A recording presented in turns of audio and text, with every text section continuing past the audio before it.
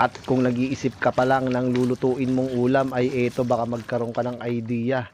For today's video mga kapares ay samahan nyo naman ako magluto ng ating ulam ngayong pananghalian.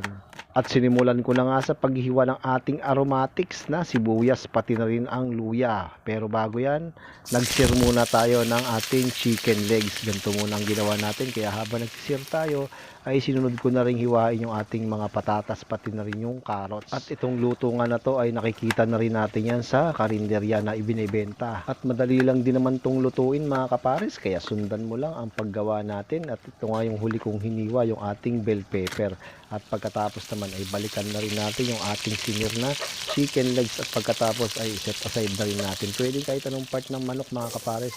Ay isunod naman nating iprito yung ating carrots pati na rin ang patatas. Pero kung nagmamadili ka, hindi mo na kailangang iprito yan. Pwede mo nang irekta ang paglalagay natin mga kapares. At matapos nga yan ay pwede na rin nating iset aside. At matapos nga yan, isunod naman natin yung ating bell pepper at sangagin lang natin yan ng ganyan. At pagkatapos ay susunod naman nating igisa na yung ating mga aromatics. Pinagsabay ko na ngayon sibuyas pati na rin ang luya. At malabas yung aroma niyan ay lagay na natin yung ating manok na sinir natin at hayaan lang muna natin yan ng ilang minuto.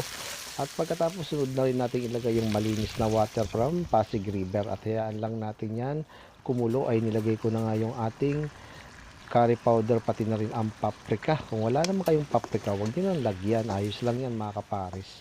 At pagkatapos naglagay rin tayo dyan ng pamintang turog pati na rin ang panimpla nating patis, alali lang tayo doon.